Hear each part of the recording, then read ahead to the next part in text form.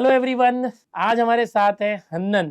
Yes, इन्होंने maths के अंदर 99.6 परसेंटाइल से भी ज़्यादा स्कोर किया है। आज हम हन्नन से बातचीत करने वाले हैं। बहुत बहुत स्वागत है हन्नन आज हमारे स्टूडियो में, और बहुत खुशी हो रही है आपसे मिलके कि हमारे जो बच्चे कैमरे के उस तरफ होते थे, हम यहाँ पढ़ाते हैं यूट्यूब पर, ऐप के ऊपर, बट आप कैमरे के पीछे घर बैठ के इतनी मेहनत करते हो और फाइनली रिजल्ट आता है 99.6 से भी ऊपर। सबसे पहले मैं चाहूँगा आप अपना इंट्रोडक्शन दीजिए। हेलो, मेरा नाम हन्नान शेख है। मैं मीरा रोड से रहने वाला हूँ, मुंबई ठाणे से। और मेरा एमएसटी सीईटी में पीसीएम में 99.63 परसेंटाइल आया, और मैथ्स में दिनेश सर और टीम की हेल्प के वजह से 99.82 परसेंटाइल आया है। सो 99.82 percentile in maths and PCM में 99.63 परसेंटाइल ओवरऑल पीसीएम में, जबकि मैथ्स में 99.82। 0.82। 99 के ऊपर जाना ही अपने आप में बहुत बड़ी मतलब एक चैलेंज होता है, एक टास्क होता है, और इन्होंने मैथ्स के साथ साथ ओवरऑल भी गए हैं। ऐसा लगता है कि भाई जो हर एक बच्चे का ड्रीम होता है कि मुझे एक ऐसे कॉलेज में जाना है जो टॉप कॉलेज हो, बट उसके लिए एक जो हर्डल होता है कि भाई उसके लिए क्राइटेरिया कट ऑफ क्लियर करना। और यहाँ पर मुझे लगता है हन्नन ने जो क्राइटेरिया चाहिए एक कट ऑफ टॉप कॉलेज का वो पार कर लिया है। बच्चा सोचता है कि कॉलेज वाले मुझे ले ले, लेकिन यहाँ पर जो हन्नान है, इनको ये कॉलेज खुद चूज करना है कि मुझे कौन सा कॉलेज चाहिए, मैं वो कॉलेज में जाऊँगा, क्योंकि इनके जो परसेंटाइल के हिसाब से हर कॉलेज में इनका एडमिशन हो जाएगा। है ना? ये जो जर्नी आपकी रही है सीईटी की, एमएसटी सीईटी, हर बच्चे का एक दौर होता है जो साइंस स्ट्रीम का बच्चा है, या तो वो 11-12 साइंस के साथ जेईई करेगा या एमएसटी सीईटी करेगा। जेईई और एमएसटी सीईटी में हमेशा वो कन्फ्यूज़ रहते हैं। नॉर्मली हर जगह पे ट्रेंड बना हुआ है कि अगर बच्चा साइंस में जा रहा है, इंजीनियरिंग करना है, तो जेईई ही करना चाहिए। अब आपने जेईई भी अपीयर किया, जेईई मेंस, आपने एमएसटीसीटी भी दिया। आपको क्या फ़र्क नज़र आता है कि जो बच्चे हैं जेईई मेंस और सीटी, किस तरफ उनका झुकाव होना चाहिए अगर वो महाराष्ट्र का स्टूडेंट है? मेरा तो फर्स्ट यही सजेशन है, अगर आप महाराष्ट्र के स्टूडेंट हैं तो आपके लिए पीसीएम का जो सीईटी है वो आपके लिए मैंडेटरी है, क्योंकि आप उसमें आपका बोर्ड का ही पहली बात तो आता है। और बोर्ड का अगर आप पहले से ही प्रिपेयर करके रखे हो अच्छे से, तो आपको पीसीएम में कोई प्रॉब्लम नहीं आएगी। सीईटी में, जेई में ऐसा है कि आपको अगर जैसे कि आप इतना कैपेबल हो, क्योंकि मैंने मोस्टली सुना है जेई के जो टॉपर है वो 6 स्टैंडर्ड से पढ़े होते हैं और फाउंडेशन। फाउंडेशन वगैरह में। हुँ, और हम जो महाराष्ट्र के, हम नॉर्मल बच्चे, मैं नॉर्मल हूँ, हम लोग तो 10th में जाके आंखें खुलती है कि कुछ करना है। हुँ। तो ऐसा नहीं है कि कर सकते हैं, जेई भी कर सकते हैं, लेकिन मोस्ट अपना सिक्योर है कि सीईटी पे ज़्यादा से ज़्यादा ध्यान दे के महाराष्ट्र का टॉप कॉलेज बुक कर लो। उसके बाद अगर जेई भी होता है आपसे तो आप, बहुत अच्छी बात है। और मैं एक और ऐड करना चाहूँगा, सर के सीईटी के लेक्चर जेई मेंस के रेलेवेंट होते हैं, और मैंने सर के लेक्चर देख के जेई मेंस में 97.6 परसेंटाइल आया है। बहुत बधाई हो। हमारे साथ हन्नान के पिताजी भी हैं, डैडी हैं। आपका भी बहुत-बहुत स्वागत है थैंक यू हन्नान के साथ। जब भी कोई बच्चा जो है मेहनत करता है, तो उसके पीछे उनके जो टीचर्स हैं, टीचर्स का सपोर्ट तो होना ही चाहिए, साथ में माँ-बाप का भी सपोर्ट बहुत ज़रूरी होता है। तो यहाँ पर हन्नान ने 99.82 परसेंटाइल मैथ्स में स्कोर किया है, जो अपने आप में खाने की बात नहीं है। यहाँ पर देखेंगे इनकी जर्नी, अभी हम डिस्कस करेंगे ही, बट इनके पिताजी जो हैं वो क्या बताना चाहेंगे? आपने पूरा देखा है पिछले 1-2 साल इन्होंने जो जी। मेहनत की है, जी। तो क्या अनुभव एक्सपीरियंस है आपका इनके बारे में? एक्सपीरियंस, पहले तो सभी को नमस्कार, सलाम वालेकुम, जितने देखने वाले हैं आप हाँ, लोगों को। पहली बात तो अल्लाह ताला का शुक्र है कि आज मतलब ऊपर वाले ने आज इतनी इज्जत अफजाई दी, हमको इतना इज्जत दिया कि आज बच्चे ने इतनी अच्छी मेहनत करके परसेंटाइल लाया। और इसके मेहनत के पीछे जो मैं आज ये बोल सकता हूँ कि ये दिनेश सर है। जो टीम, दिनेश सर, हाँ, दिनेश और उनकी पूरी टीम। हाँ, दिनेश सर और उनकी पूरी टीम की मेहनत है। क्योंकि मेरे बच्चे ने माशाल्लाह लास्ट 1 ईयर में जो मेहनत किया, वो कहीं भी क्लासेस को नहीं गया या कोई चीज़ किसी के पास से गाइडेंस नहीं लिया, लेकिन उन्होंने पूरी साल भर दिनेश सर और उनकी टीम की यूट्यूब पे सब चीज़ें फॉलो किया, उनकी गाइडेंस फॉलो किया, और उनके गाइडेंस मार्गदर्शन से ही उसको आगे का रास्ता पता चला। तो मैं बहुत बहुत शुक्रगुजार हूँ दिनेश सर और टीम का, और दुआ करता हूँ अल्लाह ताला उनको इसी तरह सभी का हेल्प करने की हिदायत दे, और उनको हमेशा ऊपर वाला उसका अज्र और ज़रूर उनका सवाब दे। अब अब्दुल हन्नान का ऐसा था कि बच्चे ने 1 साल मेहनत बहुत किया। मेहनत इतनी किया है कि मैं और मेरी वाइफ लिटरली हम कभी-कभी उसको देख के डर जाते थे कि ये क्या कर रहा है? मतलब फैमिली रिलेटिव्स जो है ना, उनसे मतलब थोड़ा-सा अलग हो गया। अपने फ्रेंड्स तो बिल्कुल उसने छोड़ दिया। सिर्फ़ और सिर्फ़ कॉन्संट्रेट से उसने पूरा साल भर अपना स्टडीज़ को ये किया कि नहीं मुझे पूरा कॉन्संट्रेट स्टडीज़ पे करना है। यहाँ तक कि कभी-कभी डर लगता था कि आधी रात को उठ के उसको कुछ याद आ जाता था, वो खोल के शुरू हो जाता था पढ़ाई बुक्स कि मुझे हाँ, ये याद आ गया, ये सम सॉल्व करना है। तो उसने बहुत मेहनत किया और कभी-कभी तो डर लग जाता था कि ये क्या हो गया उसको, मतलब ऐसी हालत हो जाती थी पढ़-पढ़ के हालत उसकी इतनी ऐसी हो जाती थी, हम कभी-कभी थोड़े डर जाते थे। लेकिन आज ऊपर वाले का शुक्र है, एमएसटी सीईटी में उसको ऊपर वाले ने उसकी मेहनत से और दिनेश सर उनकी टीम के गाइडेंस की वजह से 99.63 परसेंटाइल उसके आए। मैं सच्चे दिल से ऊपर वाले का भी शुक्रगुजार हूँ और दिनेश सर उनकी टीम का भी शुक्रगुजार हूँ। बहुत-बहुत धन्यवाद। तो अभी हम आपसे और बातचीत करेंगे। आपने देखा कि पेरेंट्स का एक बहुत बड़ा रोल होता है और ये जो बच्चे की जर्नी है, पेरेंट्स डर भी गए थे कि इसे क्या हो गया? ऐसा डेडिकेशन दिखाना पड़ेगा। अगर आप अगले साल एमएसटीसीटी दे रहे हो, इस तरह से पूरा अपने आप को डेडिकेट कर देते हो अगर आप कोर्स के लिए, लेक्चर्स के लिए, सिलेबस को लेकर, अपनी पढ़ाई को लेकर। मैं कई बार लेक्चर्स में बोलते रहता हूँ कि सब छोड़-छाड़ दो, दोस्तों को छोड़ दो, फंक्शंस में मत जाओ, 1 साल अपने आप को दो। और मुझे नहीं पता था कि हनन जैसे जो स्टूडेंट है वो उसको सीरियसली ले लेते हैं और बिल्कुल वैसा करते हैं और उसका परिणाम कितना अच्छा होता है। आप भी चाहते हो तो बिल्कुल अपने आप को डेडिकेशन के साथ झोंक दो इस पढ़ाई जैसी लड़ाई में, जो आप चाहोगे वो सब पा सकते हो। हनान, बहुत खुशी हो रही है कि ये सारी चीज़ें सुन के, जिसमें आपका जो मेहनत है वो ऐसे झलक रहा है। थोड़ा हम और डिटेल में जानना चाहेंगे कि 12th आपने दिया तो आप ड्रॉपर थे। हुँ, 2024 में बोर्ड एग्ज़ाम देने के बाद हुँ। फिर आपने ड्रॉप क्यों लिया? एक्चुअली मैं ऐसे आपको बताया जेईई भी दे रहा था, मैं सीईटी भी दे रहा था, बोर्ड भी दे रहा था, तो बहुत सारी चीज़ें एक साथ कॉम्प्लेक्स हो गई और कुछ भी नहीं है सही से हुआ। हुँ, बोर्ड में भी 77 परसेंटेज आए, हुँ, लेकिन मैथ्स और वो भी मैथ्स आपका देख दिखा के उसकी वजह से उसमें 85% कुछ थे, तो उसकी वजह से वो थोड़ा ऊपर चले गया। हुँ, वरना ऐसा तो मेरे बहुत कम आ रहे थे, तो मैं बहुत लो हो गया था कि नहीं नहीं होगा, शायद कोई नॉर्मल हुँ, कॉलेज में एडमिशन ले लेना पड़ेगा। हुँ, फिर मैं थोड़ा इधर-उधर देखा क्या करूँ, नहीं करूँ। फिर मैंने आपका वीडियो देखा कि आप बोल रहे हैं कि ड्रॉप का भी एक ऑप्शन होता है कि ड्रॉप भी ले सकते हो। फिर मैंने 1 हफ़्ता पहले उस पे थोड़ा सोचा, विचार किया। फिर मेरे पेरेंट्स को मैंने बोला, मेरी बहन है, बड़ी बहन, उसको हुँ, भी मैं बहुत आज जो भी हूँ मैं आपके मेरे पेरेंट्स हो उसके बाद उसके हुँ, वजह से उसने बहुत हेल्प किया मेरी। महनाज़ मेरी बहन, उस सबसे मैंने डिस्कस किया, लोग बोले जैसा तुमको ठीक लगे वैसा हुँ, करो। तो यही है पेरेंट्स अगर आपके और आपके घर वाले आपके सपोर्ट में है, बड़ा भाई बड़ी हुँ, बहन, तो आप बहुत ज़्यादा कॉन्फिडेंस हो जाता है उससे और फिर हुँ, आपको हर चीज़ अच्छी लगने लग जाती है।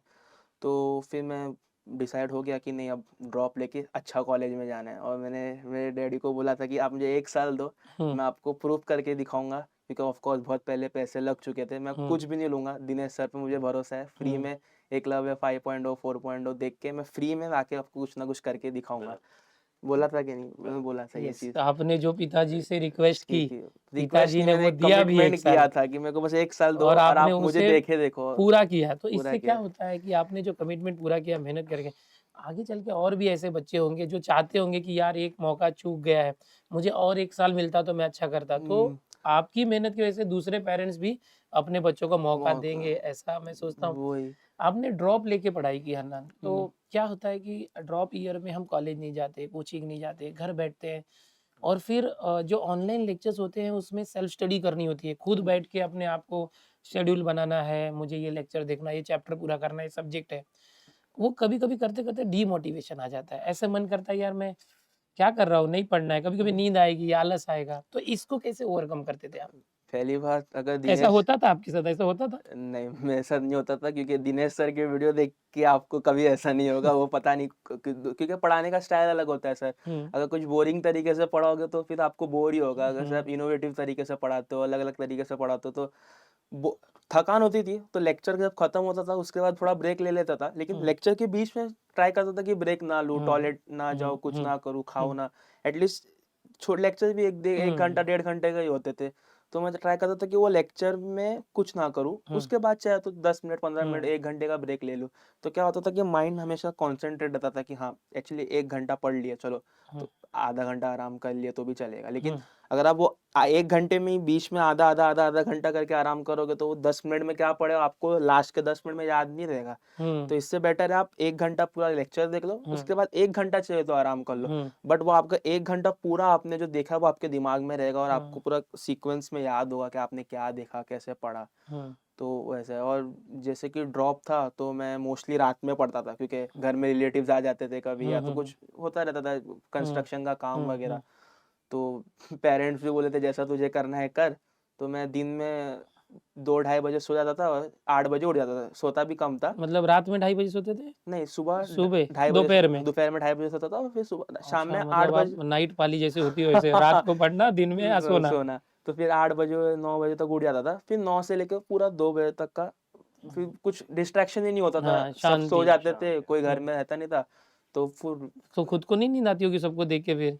सर अगर कुछ अलग करना है तो आपको थोड़ा हाँ मेहनत करना पड़ेगा, ये मैं बोलूँगा। हम्म अगर आपको ऐसे 99 के ऊपर लाना है तो आपको आपके इससे ज़्यादा देना पड़ेगा, आपके जो है जितना जितनी कैपेसिटी से ज्यादा। कैपेसिटी से ज़्यादा देना ही पड़ेगा। अभी आपके उम्र के जो बच्चे हैं अभी, हुँ, 17-18 साल, 16 साल के बच्चे, हुँ, सबके पास मोबाइल होता है। हुँ, तो अभी जैसे हमारे टाइम पे तो मोबाइल हमारे लिए कोई तकलीफ नहीं थी, कुछ था ही नहीं। हुँ, हुँ, आपके टाइम पे एक बहुत बड़ा चैलेंज है मोबाइल। बार बार इंस्टाग्राम देखना, डिलीट कर दिया था। फेसबुक यूट्यूब देखना, या फालतू में रील्स देखना, ये सब चीज़ें बच्चे करते रहते हैं और वो एक बुरी लत बन चुकी है, और जिसकी वजह से वो जितना चाहिए उतना नहीं पढ़ पाते। हुँ, आप कैसे इसको ओवरकम करते थे? पहली बात इंस्टाग्राम वगैरह तो सब डिलीट कर दिया था मैंने। हुँ, फ्रेंड्स जो थे, जो अच्छे पढ़ने वाले थे, हुँ, उनको व्हाट्सएप पे कोऑर्डिनेट होता था। हुँ, और यूट्यूब पे मैंने 2 अकाउंट बना के रखा था। एक में सिर्फ़ पढ़ाई रिलेटेड वीडियोज़ देखता था और एक में रात को थोड़ा रिलैक्स करने के लिए कभी कुछ ऐसा एंटरटेनमेंट। एंटरटेनमेंट नहीं, न्यूज़ टाइप आ गया या तो अच्छा। कुछ जनरल नॉलेज के लिए देख हुँ, लिया, तो एक अलग चैनल था। तो मोस्टली वो जो था मेरा यूट्यूब चैनल जो था, यूट्यूब के प्रोफाइल 2 थे। हाँ, हुँ, 2 थे। तो जो मैं मोस्टली उसमें रहता था जिसमें पढ़ाई के थे। हुँ, तो उसमें सिर्फ़ पढ़ाई के ही आते थे। सजेशन में भी सिर्फ सजेशन भी लेक्चर्स सिर्फ़ के आते पढ़ाई के, होंगे। एमएसटी, सीईटी, पेपर, पीवाईक्यू ऐसे। ऐसे आते थे। तो मैं वो सजेशन दूँगा। मैंने एक अच्छी स्ट्रैटेजी जो लगता है मैं फ़ॉलो कर सकते हैं आप लोग कि 2 अकाउंट ऐसे बनाओ, अगर आपको थोड़ा हुँ, ऐसा डेडिकेशन चाहिए, क्योंकि यूट्यूब पे भी बहुत होता है ऐसा। मैं पहले मेरे साथ भी होता था।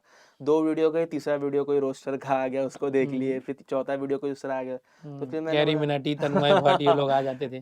तो फिर ऐसा आ जाता था, तो मैं बोला नहीं, इसको अलग रखते हो, इसको अलग रखते। जब टाइम होता था ऑफ कोर्स थोड़ा ब्रेक तो लेते ही हाँ, थे, तो वो ब्रेक में वो चैनल खोल लेंगे और जो मोस्टली टाइम है अपना हाँ, अपना ये चैनल पे जिसमें सिर्फ पढ़ाई रिलेटेड वीडियोस आते हैं, दिनेश सर, सोविन सर, हुँ, मुकेश सर, ये भी बहुत हेल्प किए मेरी। इनको भी अगर सुन रहे हो तो थैंक यू सर, आपका भी, आपके ही वजह से सब हुँ।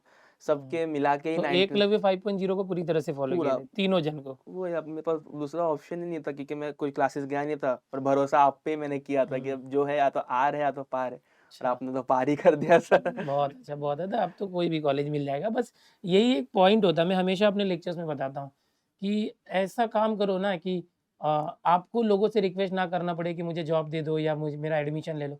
उनको सामने से वो बोले कि भाई तेरा परसेंटाइल इतना है या तेरी कैपेसिटी इतनी है कि तू हमारे लिए काम कर या हमारे कॉलेज में एडमिशन, है ना? तो यहाँ पर कैसा है कि आपका पोज़ीशन तो आप जहाँ भी हाथ रखो वो आपका है। तो काफ़ी अच्छा आपने बच्चों के लिए बताया कि मोबाइल से कैसे दूर रहें वगैरह। आप भी इसको ज़रूर फ़ॉलो कीजिए। देखो आपके सामने एक अच्छा एग्ज़ाम्पल है, जिन्होंने कर दिखाया, और आपके लिए भी कहीं न कहीं ये दिक्कत होगी, सबको ही आज के टाइम पे। और कुछ जानेंगे कि जैसे फ़िज़िक्स, केमिस्ट्री, मैथ्स, ये 3 सब्जेक्ट, इनका सिलेबस बहुत ज़्यादा है। वास्ट। 12th के चैप्टर्स, 11th के चैप्टर, 76-77 चैप्टर हो जाते हैं। तो कैसे, मतलब सिलेबस कवर करने के लिए कुछ प्लानर बनाया था? कि क्या था? स्ट्रैटेजी कैसे फ़ॉलो की थी? स्ट्रैटेजी तो ऐसा था कि सर सिर्फ मतलब लाइक जैसे आपको मैंने बताया, रात भर पढ़ता था। हुँ, उसमें कुछ मैं ऐसा स्ट्रैटेजी बना के नहीं पढ़ता था कि ये पढ़ना है, ये नहीं पढ़ना है।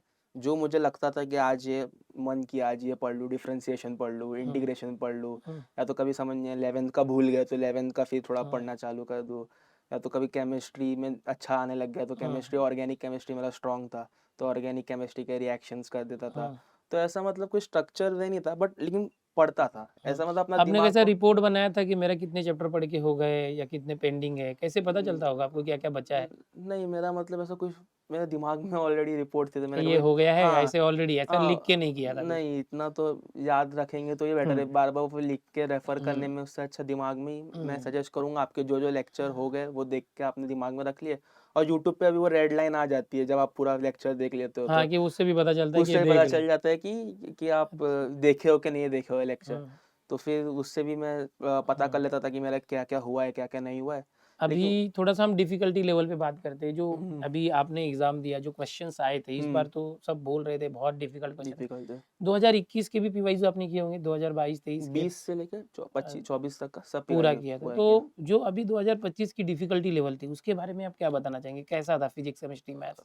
स्पेशली मैथ्स के बारे में? मैं जेईई दिया था उससे पहले, हुँ, उसमें 25 सवाल थे हाँ, और सीईटी में 50 सवाल थे। हाँ, मुझे लगा वो 25 सवाल जितना ही जो डिफ़िकल्ट था वही सीईटी में था, लेकिन ओके। इसमें सवाल 50 थे। हाँ, लाइक टाइमिंग अ, यहाँ 1.5 घंटा था। यहाँ 1.5 घंटा, वहाँ हुँ, पे तो आपको जैसे जो जिसको ज़्यादा कम देना है आप दे सकते हैं, लेकिन अब जेईई में 25 क्वेश्चन करने लोगों को हालत हो जाती है और यहाँ पे सीईटी जो वही लोग लेवल के 50 क्वेश्चन। 50 क्वेश्चन आ गए और लोग जैसा कहते हैं कि सीईटी कंपैरेटिव इजी है, लेकिन नहीं भाई, मैथ्स में आपको सीईटी कंपैरेटिव हार्ड लगेगा क्योंकि क्वेश्चन को सॉल्व करना और क्वेश्चन को देखना एक अलग बात होती है। देख के तो सब क्वेश्चन लग जाते हैं। अब मेरे 41 क्वेश्चन हुए थे ओवरऑल, अच्छा 50 में से और 41 क्वेश्चन मैंने करा था 9 सॉल्व। नहीं किया था आपने? नहीं, लेकिन हाँ, देख मेरे को पता था मैं सॉल्व तो कर सकता हूँ वो। हुँ, देख के लग रहा था कि हाँ, तुक्का मारे थे उसको? हाँ मारे थे लेकिन नहीं हाँ, लगे। अच्छा। लेकिन मेरे को लग रहा था कि हाँ, मैं कर सकता हूँ ये सम। तो 41 क्वेश्चन्स किए फिर राइट कितने हुए होंगे अंदाज़ से ऐसे? 41 41 ही राइट? राइट हुए, अच्छा 9 गलत हो गए। 9 गलत हुए। अच्छा वो तुक्का मारे थे तुक्का लगता है। मारा था लगभग। तो हाँ, मेरा ऐसा था कि जो नहीं होते हैं, मैं आपने जैसे बताया उनको छोड़ देना, क्योंकि टाइम वेस्ट करके हाँ, मतलब नहीं है। सबसे मेन चैलेंज तो टाइम होता है। क्वेश्चन आपको 1.5 पिक घंटे के करना, अंदर 50 क्वेश्चन करने जेईई लेवल के, वो भी एमएसटीसीटी में। वही, तो मैंने हमेशा स्ट्रैटेजी बताई कि जो आपको लगे लेंथी डिफिकल्ट उसको साइड में रखो, क्योंकि पहले वो ईज़ी वाले कर लो। एक सम के आपका कोई देखने नहीं आएगा कि आपने इजी करा या हार्ड किया ओवरऑल, हाँ, आपके तो मार्क्स देखेंगे कितना है। हाँ। अब मैं एक बोनस क्वेश्चन हुआ था, मुझे हुँ, लग रहा था कि बोनस होगा हुँ, बैठे-बैठे हुँ, पेपर में, लेकिन मैंने उसमें 5 मिनट दे दिया। हाँ, पता नहीं, अब मुझे लग रहा था कि नहीं हो सकता है, हुँ, लेकिन ऑप्शन मैच नहीं हो रहे थे उसके। तो मेरा यही है कि आपको ऐसा कुछ लग रहा है कि बोनस है या कुछ है, तो आप वो क्वेश्चन छोड़ दो और जो हुँ। हो रहे 25, 30, 40 जितने भी हो रहे हैं, ऐसा नहीं कि पूरे 50 के 50 ही। 40 क्वेश्चन भी आपने करे, 30 भी करे, यहाँ तक तो आपके 99 के ऊपर बन जाएँगे। आपका डिफ़िकल्टी लेवल भी अभी जो होता है। कुछ डिफिकल्ट मैथ्स के क्वेश्चन थे, जो लेंथी थे, भाया बन भा उनको आप सॉल्व करके कर रहे थे या कुछ ऐसे थे जो डायरेक्टली ऐस भी हो सकते थे? अभी सर का अगर आप ऐसा तो नहीं है कि सर पूरे ऐसा बताते हैं, लेकिन आप अगर अच्छे से वीडियो देखोगे तो सर बीच-बीच में आपको बताएँगे कि ये सम जो है बहुत लेंथी है, आप चाहिए तो इसको याद कर लो। आंसर को? आंसर को याद कर लो या तो फॉर्मेट को याद कर लो। एंड रिजल्ट में आप जो भी उसके अंदर नंबर डालोगे, नंबर आपका आउटपुट दे देगा। पूरा फॉर्मूला डेरिवेशन वहाँ करते बैठोगे तो बोर्ड नहीं है, वो सीईटी है। सीईटी हाँ, में आपका फाइनल हुँ। आंसर दिखता है, कोई तो डेरिवेशन नहीं ऐसे कुछ दिखता। क्वेश्चन थे, 6 क्वेश्चन थे ऐसे जो लेंदी थे, अगर मैं करने जाता तो छूट मिनिमम जाता? छूट नहीं 15-20 मिनट लग जाते उसको, लेकिन हाँ, मैंने 6 क्वेश्चन को 6 या 7 मिनट में 1-1 मिनट में सब क्वेश्चन कर दिया। वो आपको आप वो ऐसे क्वेश्चन किए हुए थे लगता है फिर प्रैक्टिस में? वो आपका वहाँ पे बुक रखी हुई है, अगर आप दिखा सकते हो तो मैं बता हुँ, देता हूँ। उसमें 3 क्वेश्चन थे उसमें। आपने रेफर की थी हाँ, फॉर्मूला बुक? फ़ॉर्मूला बुक ही रिफ़र किया था। मैथ्स में तो ये मोर देन इनफ है मेरे ख़्याल से। जो ये सब फ़ॉर्मूला है, शॉर्टकट फॉर्मूले? शॉर्टकट फ़ॉर्मूला, ये तीनों के ऊपर मेरे को फ़ॉर्मूला पे आया था हाँ, एग्ज़ाम में, एरिया अंडर कर्व एरिया वाला। Under curve. अगर मैं इसको क्लासिकल मेथड से करने जाऊँगा तो पूरा इंटीग्रेशन लगा के फिर उसका मॉड लगा के प्लस माइनस करके करना पड़ेगा। लेकिन ये जो फ़ॉर्मूला डायरेक्ट है, ज इसमें आप डायरेक्ट वैल्यू डाल दोगे, जैसे कि पैराबोला में आपको सब दिया होगा तो उसको खाली वैल्यू पुट करोगे तो आपका, और सीईटी में पूरा आंसर भी सॉल्व नहीं करना होता है। आपको एक हाँ, आप अप्रॉक्सिमेट आ जाता है दिमाग में हुँ। कि हाँ 7 मल्टीप्लाई बाय 2 क्या होगा, 14 होगा, तो आप जब 14 लिखते नहीं बैठोगे, आप डायरेक्ट 14 क्लिक कर दोगे। अभी जैसे आपने बताया तो ये सब तो मैं लेक्चर में पूरा बताता ही रहता हूँ। बताते रहते, लेकिन अभी तो लेक्चर में याद नहीं होता, तो मैं प्रेफ़र करूँगा कि आप ये वाली बुक ज़रूर लीजिए, क्योंकि इसमें ऐसा है कि formula book by Dinesh sir, yes, thank you. इसमें ऐसा है कि अगर आपको कुछ अगर नहीं भी आता है, फ़ॉर्मूला भी देख लिया तो कितने तो सीटी के क्वेश्चन ऐसे भी आते हैं कि उसमें से फ़ॉर्मूला के ऊपर खाली आपको सम में पुट करना होता है। समझ रहे हो?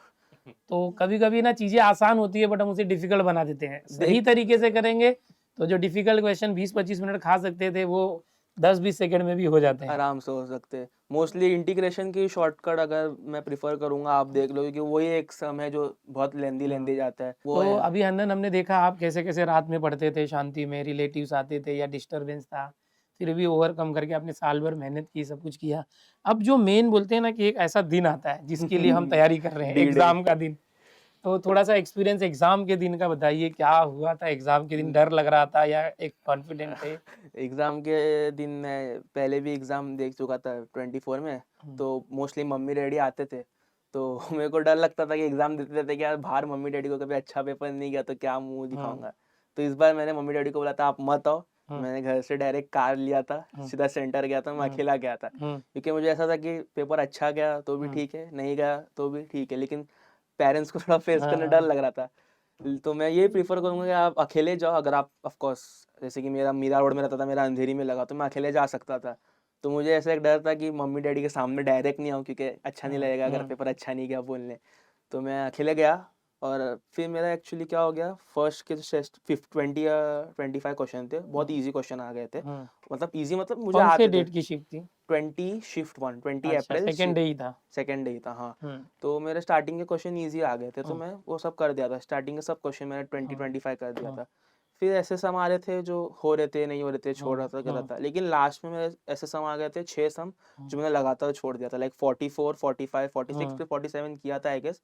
फिर 48, 49, 50 मैंने 6 सम छोड़ दिया था। हुँ, और वो 6 सम छोड़ने के बाद जब मैं बाहर निकला, मैं एकदम डर गया कि ऑफ कोर्स लास्ट के मैंने छोड़ा 20 मिनट में, वो 10-15 मिनट में या 20 मिनट में कुछ वो सम छोड़ा। तो मुझे ऐसा लग रहा था कि पेपर अच्छा नहीं गया, हुँ, शायद हुँ, हुँ, कम मार्क्स आएँगे मेरे।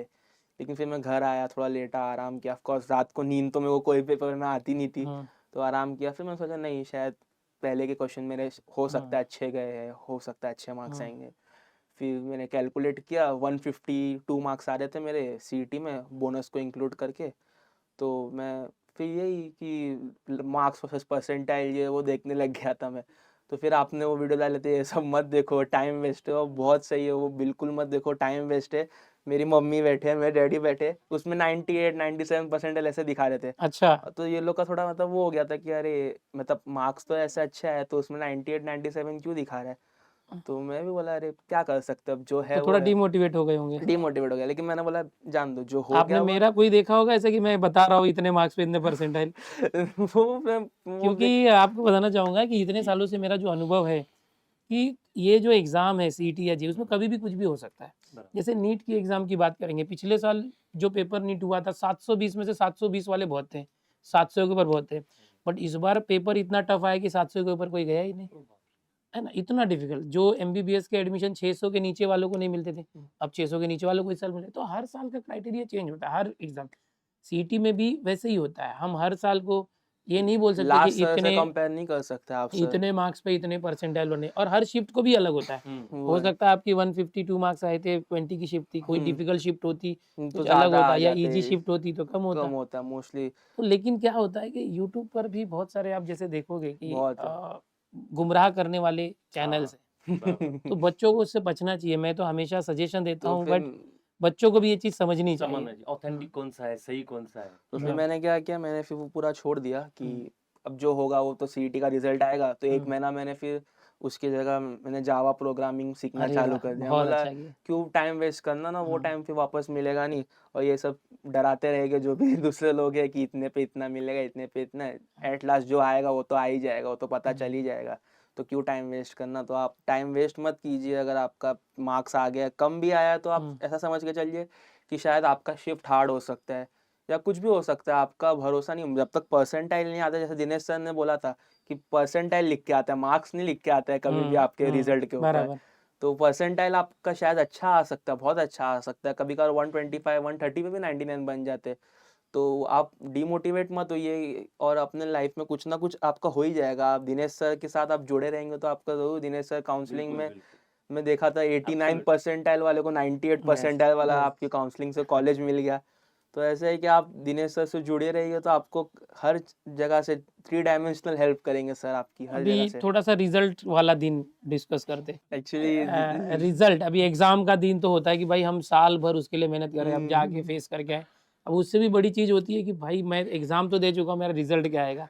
रिज़ल्ट की तारीख समझो कि चेंज हो गई थी, वेट कर हम्म, रहे थे आप, डिमोटिवेट हुए थे उसमें भी कि क्या कर रहे हैं? नहीं ऐसा नहीं था, ऐसा लग रहा था 16 जून तो डाले थे उन्होंने, उसमें हाँ। डाल दिए थे, लेकिन थोड़ा टाइमिंग का कंफ्यूजन था। हम्म, लेकिन फिर आपने वो 10 बजे शायद लाइव आए थे आप, उसमें हाँ बता दिए थे कि वो सीटी का टाइमर चल रहा है। हाँ, तो फिर मैं समझ गया कि 12 बजे आएगा, लेकिन मैंने पेरेंट्स को वो टाइम पे बताया नहीं था क्योंकि ये लोग सरप्राइज ऑलरेडी, देना था। हाँ ऑलरेडी डरे हुए थे लोग, और हम लोग थे एक्चुअली शादी में किसी की। अच्छा, तो आपने ऐसा पहले से टारगेट बनाया था कि मुझे इतना ही लाना है?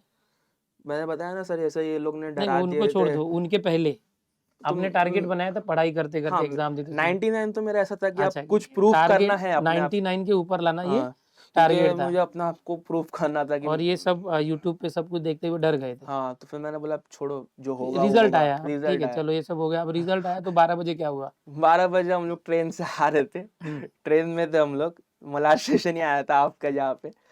तो जैसे ही रिजल्ट आया, मैं तो देखा, मेरा रिएक्शन ही नहीं था, क्या मुझे ऐसा लग रहा था एक्सपेक्टेशन से ज़्यादा आ गए, क्योंकि डरा हुआ था ऑलरेडी, और 99.6 देखा, मेरे को तो एक्सपेक्टेशन ज़्यादा थी, मेरा तो कोई रिएक्शन नहीं था, मैं एकदम था कि क्या हो गया।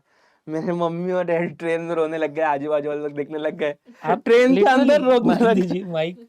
अभी इन्होंने आनंद ने बताया कि रिजल्ट देखा और आपको जी जी बताया, तो जी ये किस टाइप का, मतलब क्या हो गया, इमोशनल हो गए थे या? मुंबई लोकल में रोने लग वो गए थे। एक्चुअली कैसा था, जैसा मतलब जो जैसा आपने बताया और हनान ने बताया कि वो कोई कोई यूट्यूबर्स जो डालते हैं ना, हाँ हाँ हाँ, तो हम देख रहे थे कि इसके आंसर शीट के हिसाब से हमको जो था कि इंशाल्लाह 99 प्लस तो होना चाहिए। हाँ हाँ, लेकिन कोई कोई यूट्यूबर्स इतने डरा रहे थे, तो 97 90 सॉरी 98 ऐसा दे रहे थे, और 99, हम उससे तो बहुत डर गए थे। अब इसके बाद अचानक से जब वो रिजल्ट, और रिजल्ट देने के टाइम इसका रिएक्शन बहुत एकदम रिलैक्स था, हाँ, एक्साइटमेंट नहीं, एक्साइटमेंट नहीं। मुझे एक्चुअली कुछ समझ नहीं आता, तो इसको शॉक हो सम, गए। शॉक हो हाँ, गया ये शॉक, मैंने मतलब सिर्फ बताया है, देखो ये सोच रहा था आप देख लो। कि क्या रिएक्ट करूं, इसको कुछ समझ में नहीं आ रहा मैं कैसा रिएक्ट करूं। हम्म इन्होंने जब इसके मम्मी के हाथ में पहला दिया रिजल्ट, हम्म, अब देखो, इसके मम्मी ने ट्रेन में देख के और रोने लगे जोर जोर से। अरे मैंने बोला क्या हुआ, दिखाओ मुझे, दिखाओ दिखाओ। फेल हो गए कि क्या हो गया, ऐसा लगने लगा क्या? कुछ बोलने का है? नहीं, फेल तो खैर नहीं, लेकिन मतलब ऐसा क्या हो गया, मतलब एक्सपेक्टेड से और तो नीचे नहीं आ गए, ये डर हाँ था। अच्छा, मतलब ऐसा और तो कि नीचे नहीं आ 92 गए, 91 आ जाए और ऐसा। तो नीचे नहीं आ गए, हम्म क्योंकि सर जो पढ़ाई जैसा उसने किया है, मैंने देखा हो ना सर, हम्म, मैं रोता था कि इसकी पढ़ाई देख के कि ये क्यों इतना पढ़ा है रात दिन, इसको क्या प्रूफ करना है। मैं इसको लास्ट तक ये भी बोल दिया था कि बेटा अगर नहीं भी हुआ तो कोई इशू नहीं है, चलेगा। हाँ कॉन्फिडेंस ज्यादा था मेरा। यस, मैंने इसको एक चीज बता दिया था, बेटा तुम प्रेशर मेरे, नहीं दिया आपने कोई। बिल्कुल नहीं। मैं बोला बेटा तुम बिल्कुल कोई चीज की फिक्र मत करो, नहीं हुआ ना, लेकिन मुझे एक चीज मालूम है कि तुमने, मेरे बच्चे ने मेहनत बहुत की, मैं उससे बहुत तो संतुष्ट आप हूँ। ट्रेन में फिर रिजल्ट देखे, आपने भी देखा, जी, फिर तो क्या मैंने हुआ? मेरे वाइफ के हाथ से बोला दिखाओ, तो मैंने जब देखा, हम्म, तो मुझे सर सच्ची बोलूं, मतलब अल्लाह मेरे को माफ करे, मैं झूठ नहीं बोलूंगा, मेरे को यकीन नहीं हुआ, अच्छा, आंखों किसी पे और का रिजल्ट यकीन तो नहीं ना हुआ। हो गया, हाँ, स्कैम। नहीं मैंने किया, पूछिए इसको, हाँ ओरिजिनल वापस जाओ। हाँ ओरिजिनल हाँ, मैं बोला वापस जाओ इस साइड पे, मतलब गवर्नमेंट की साइड पे जाओ। बोले नहीं डैडी ये नहीं, मेरे सामने जाओ। अच्छा, वापस गए हम, क्योंकि रिविजिट आपका किए, जो यूट्यूबर्स का वीडियो देख के माइंड सेट हो गया था कि माइंड से। 97 वगैरह हाँ, आना और चाहिए। मैं सोच रहा था शायद, मेरे मतलब ऐसे एक अंदाज था कि इसको 99.45 तक आ सकता है, एटलीस्ट 3-4 अच्छा, तक। आपने भी एक अंदाज लगा दिया था अंदाज सब था एनालिसिस ऐसा, करके। हाँ। लेकिन 99.63 माशाल्लाह आएगा, ये मुझे बिल्कुल नहीं था एक्सपेक्ट। तो मैं पूरी रोते रहा, बहुत रोया वो इमोशनल हो ट्रेन गए में, ट्रेन में, मिला और तक खुशी रोते के रहे, खुशी के आंसू थे, खुश बहुत रोया, और पब्लिक मुझे देख रही है, मेरा कोई देखे नहीं देखे मुझे फर्क नहीं पड़ रहा। खुशी के आंसू थे। मैंने गले लगाया इसको, बहुत दुआ दिया, बहुत आशीर्वाद दिया।